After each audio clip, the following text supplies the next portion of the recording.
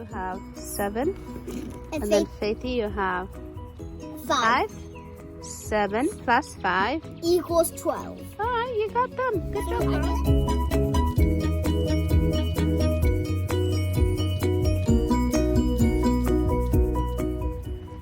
Try this one. This one? Yes. Do it. Yay! Good job, Faith. This one, and then like this. Uh-huh. Then Woohoo! that's jumping. Jumping is very important. Woohoo! Kangaroo. Okay, how do you be a kangaroo?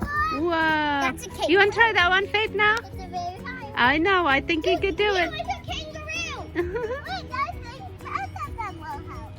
Okay, just play. Okay, you'll do that one. Who wants to play monkey in the middle? Hold on. Faith wants to do all of them. Let's see you. Let's see. I think you could do it. I have faith in you. 1, 2. You got it.